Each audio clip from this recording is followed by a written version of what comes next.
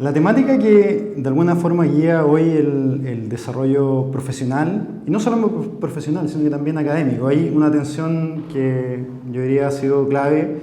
en el proceso formativo, en mi caso, que es una atención permanente entre el ámbito de lo académico y el ámbito de lo profesional. Se ha dado prácticamente en todo el desarrollo de esta disciplina que hoy día de alguna forma desempeño. Y yo diría que actualmente está bastante radicado en el ámbito del paisaje. La temática del paisaje es la que hoy día va dando forma a este desarrollo de proyectos y también en el ámbito del desarrollo académico. Paisaje es sumamente complejo de definir y abre un espectro bastante amplio en términos de lo que son las posibilidades de trabajo en esa temática. Yo diría que hoy día fundamentalmente esa dimensión de paisaje se ve reflejada en una clave multiescalar, es decir, en la posibilidad de trabajar en distintas escalas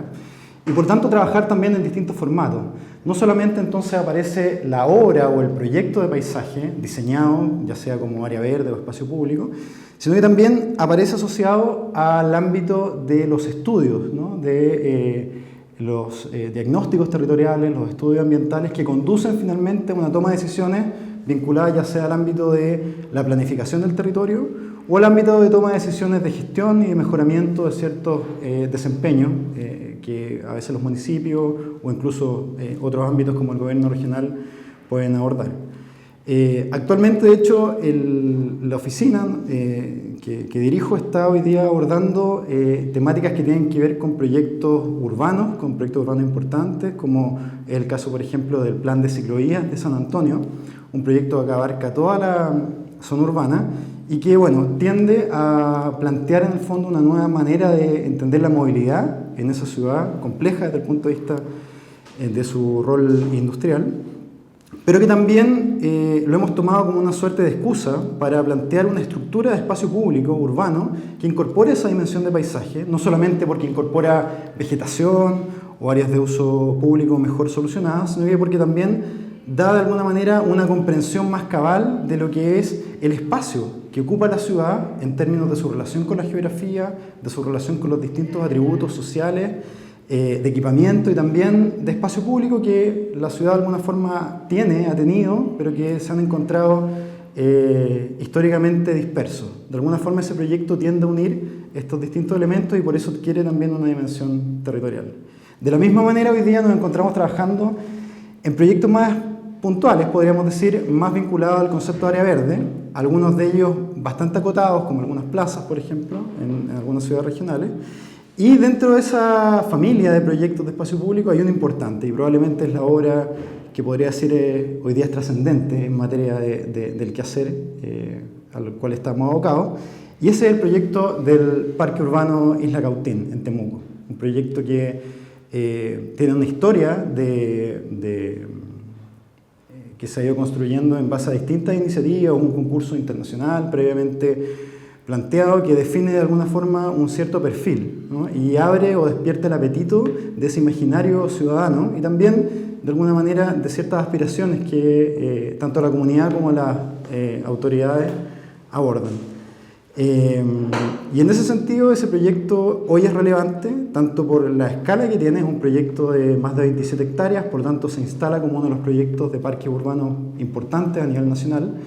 y también por el lugar donde se localiza, una región que es una región sumamente rica en términos de biodiversidad, de patrimonio natural, y también es una región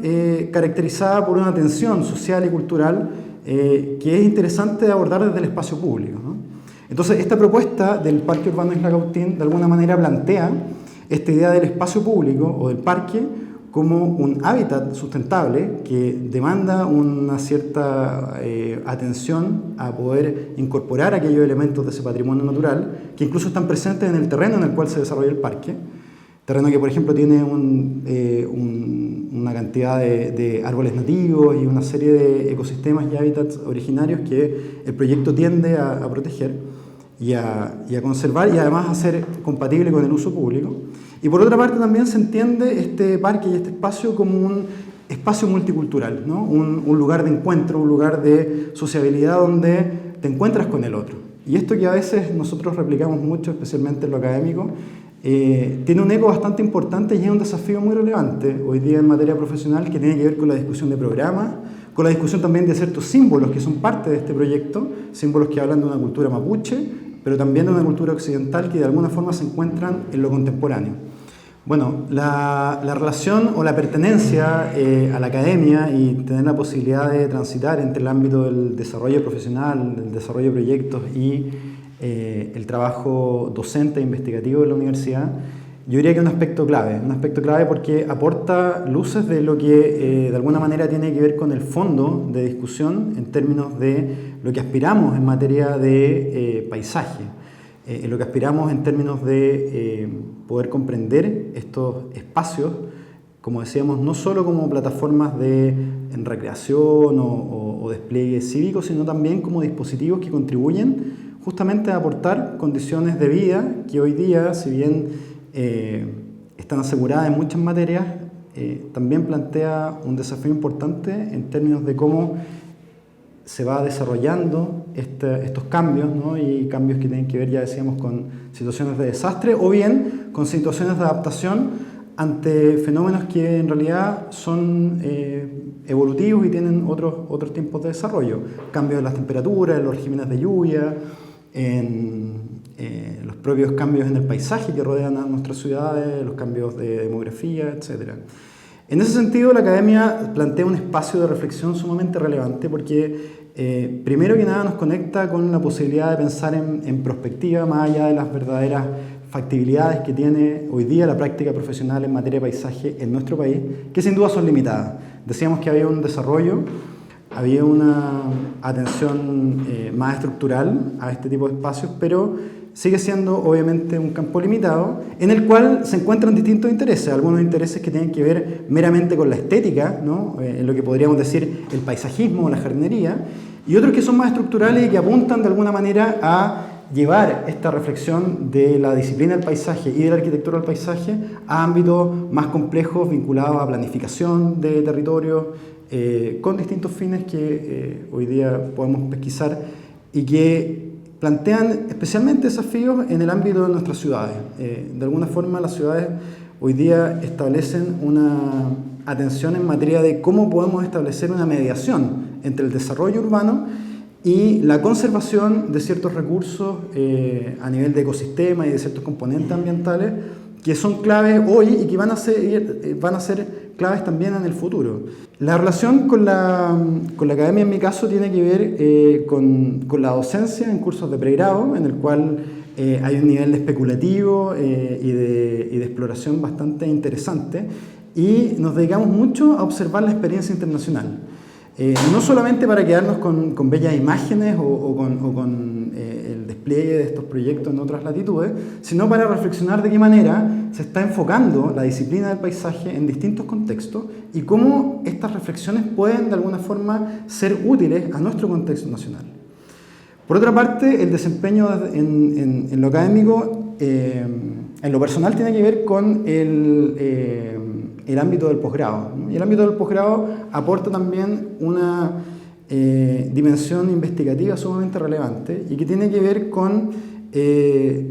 la capacidad de poder estudiar de manera más detallada ciertos procesos que han ocurrido y ciertas maneras en las cuales estas problemáticas pueden ser atendidas. También desde un espectro de estudio de referencia, pero en el cual sin duda comienza a aparecer lo que podríamos denominar un conocimiento nuevo, ¿no? Un ámbito que comienza a generar ciertos hallazgos en materia de lo que tiene que ver con aquella dimensión cultural y ecológica del paisaje y que sin duda es un caldo de cultivo, podríamos decir, para ir obteniendo también ciertas maneras de poder trasladar estas reflexiones desde la docencia, desde la teoría y desde lo investigativo hacia lo que es la práctica profesional. Uno de los elementos interesantes del proyecto de paisaje como obra arquitectónica, ¿no?, es que en realidad su proceso constructivo no termina el día que se entrega la obra, sino es casi el contrario, ¿no? el proyecto de paisaje de alguna manera empieza el día que corta la cinta, ¿no? Y ahí comienza un proceso de evolución, de cambio, de adaptación, que tiene que ver con las condiciones de la ecología de los elementos que involucramos, como la vegetación, en sus distintos estratos, el arbolado, los arbustos, los prados, etc. Pero también la manera en la cual las personas hacen uso de estos espacios y también se van involucrando en esta dinámica evolutiva. A diferencia de un edificio, por ejemplo, que en cierta medida mantiene una condición a lo largo del tiempo, un proyecto de un parque, un área verde, urbana o en otras localidades no necesariamente urbanas, tiene un proceso evolutivo que de alguna manera plantea también un desafío en materia de sustentabilidad, cómo ese espacio se puede ir sosteniendo en el tiempo y puede también adoptar ciertas condiciones de resiliencia en términos de resistir ante ciertas presiones y adaptarse finalmente ante ciertos cambios. Uno de los elementos que yo creo que detona esta inquietud y de alguna forma tensiona aún hoy este desarrollo de esta profesión, que en mi caso está vinculada al paisaje y no tanto a esa arquitectura más dura, ¿no? Tiene relación con ciertas ausencias que detonaban inquietudes importantes, ¿no? De alguna forma, esta idea de la intervención a partir de objetos o de elementos en el fondo que se van disponiendo en el territorio, justamente apunta también a la existencia o exacerba la existencia del vacío. Y el vacío podemos comenzar a descomponerlo en múltiples ámbitos que tienen que ver con hechos físicos, tangibles, pero también con ciertos procesos. Las áreas verdes y el paisaje en general, digo áreas verdes porque en gran medida la discusión del paisaje en la esfera de lo público se refiere hoy a la problemática de las áreas verdes, en términos de su dotación, todavía, ¿no? Y en términos de su calidad. Se nutre de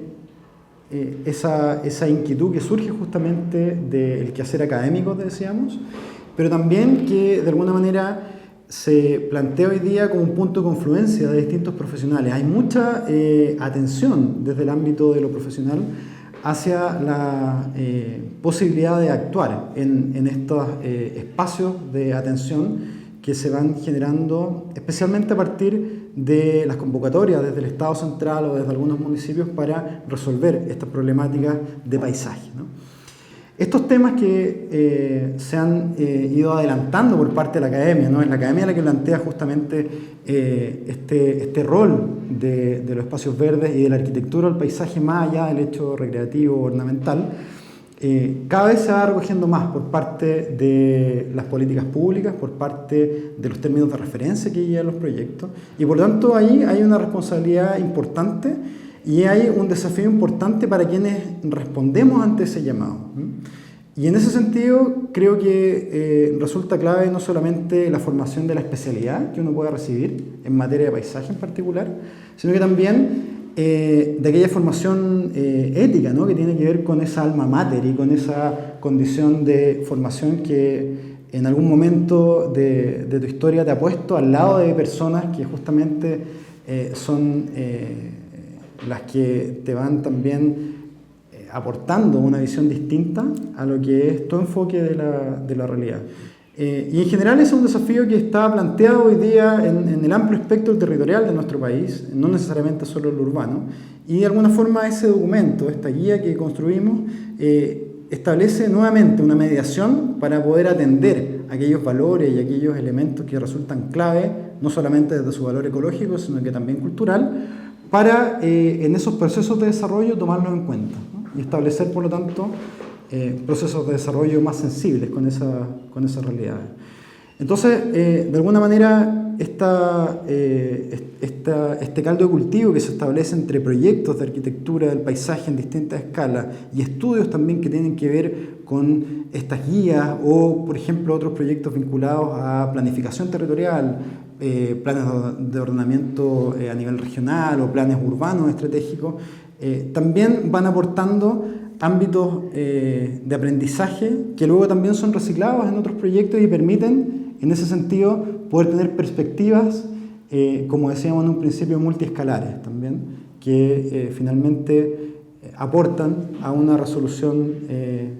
más sensible, más atingente de las decisiones que uno toma para efectivamente responder a esa realidad particular, en esa escala, pero también al contexto en el cual esa intervención responde de manera más macro.